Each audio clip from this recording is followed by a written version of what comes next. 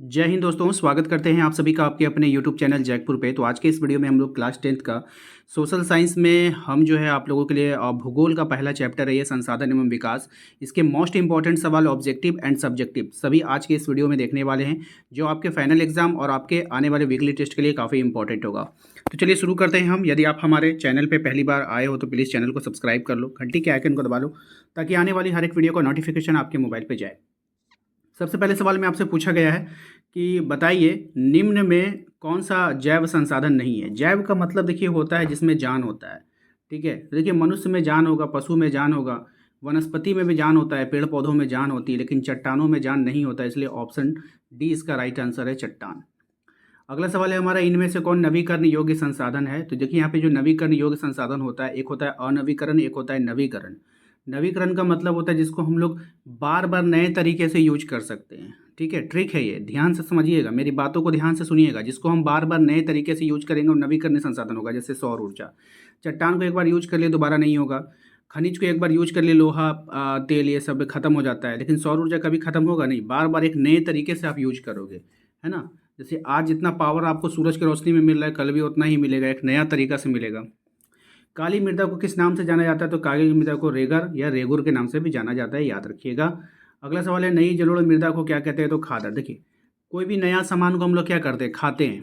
अब पुराने सामान को खाते हैं नहीं, तो नया सामान को हम लोग क्या करेंगे, खाएंगे। नया सामान को क्या करेंगे, खाएंगे। तो नई जलोढ़ मृदा को क्या बोलेंगे, खादर। खा से खाना, खा से खादर, ठीक है। अगर हम बात करें कि किस मिट्टी में लौह धातु अधिकता होती है, तो जो लौह धातु होती है ना, वो लाल मिट्टी में होती है, ठीक है, इसको याद रखना है। लौह किस प्रकार के संसाधन है। तो ये अनवीकरण योग्य संसाधन है क्योंकि ये खत्म होने वाला है।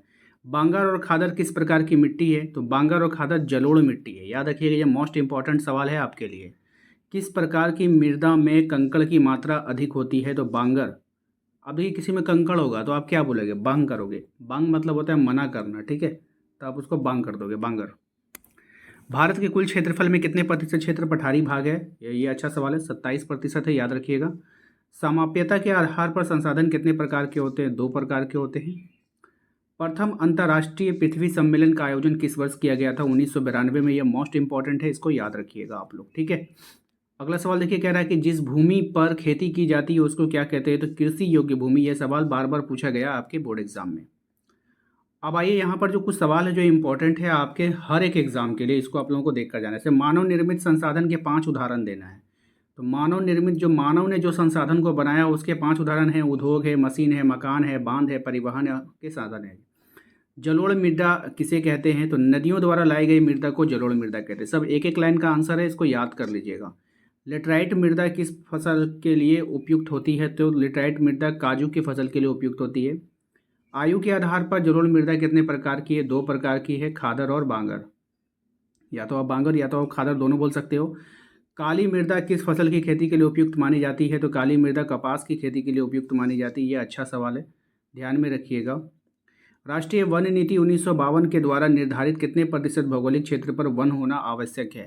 तो ये जो होगा 33% पर जो है वन होना आवश्यक पाया गया है, ठीक है, इसको याद रखिएगा आप लोग। चलिए अगला सवाल है, क्वेश्चन नंबर 19 में आइए। कह रहा है सतत पोषणीय विकास से आप क्या समझते हैं। तो सतत पोषणीय विकास का अर्थ है कि विकास पर्यावरण को बिना नुकसान पहुंचाए और वर्तमान में विकास की प्रक्रिया चलती रहे, भविष्य की पीढ़ी के लिए संसाधन बचा रहे। तो सतत पोषणीय विकास का यही अर्थ होता है कि पर्यावरण को नुकसान भी नहीं पहुंचे, वर्तमान में विकास की प्रक्रिया चलती रहे और भविष्य में जो आने वाले लोग हैं उनके लिए भी ये संसाधन बचा रहे, ठीक है। नवीकरणीय संसाधन और नवीकरणीय संसाधन में अंतर स्पष्ट करें, ये मोस्ट इंपॉर्टेंट सवाल है, ठीक है, याद रखिएगा। सबसे पहले पैराग्राफ में आपको नवीकरणीय संसाधन लिखना है, उसके बाद उसके बारे में लिखना है। यहाँ पे डिटेल्स आपको दिया गया, आप यहाँ से वीडियो रोक कर इसको नोट करते जाइए, ठीक है। बात समझ में आया कि नहीं। चलिए, जैव संसाधन किसे कहा जाता है। और जैव संसाधन है यहाँ पर, आप इसको नोट कर लीजिए। यहाँ पे ऐसे संसाधन जिनमें जीवन व्याप्त होता है, जो हमने आपको ऑब्जेक्टिव में पहले ही बता दिया था। नवीकरण योग्य संसाधन किसे कहते हैं, ये भी अच्छा सवाल है और इसका आंसर आपको यहाँ पर है, ठीक है, तो आप यहाँ से नोट कर लेना। संसाधन का अंधाधुंध शोषण में कौन सी समस्या उत्पन्न हो गई है। इसको आप पढ़ लीजिएगा 4 से 5 बार, ठीक है। ये इसको रट्टाफिकेशन करने की आवश्यकता नहीं है। काली मृदा में कौन सा पोषक तत्व पाए जाते हैं, ये आपको याद करना है। मृदा अपरदन किसे कहा जाता है, मोस्ट इंपॉर्टेंट है, इसको भी आप लोगों को याद करना है। ये सवाल काफ़ी अच्छा है, ठीक है। वीडियो रोककर सवाल उतारते जाइए। क्वेश्चन नंबर 26 पे है, स्वामित्व के आधार पर संसाधन को कितने भागों में बांटा गया, व्याख्या करें। ये मोस्ट इंपॉर्टेंट है फाइनल एग्जाम के लिए, तो आप लोग इसको अच्छा से नोट्स बना लीजिएगा, ठीक है। संसाधन के अंधाधुन उपयोग से किस प्रकार, ये सेम क्वेश्चन हो गया।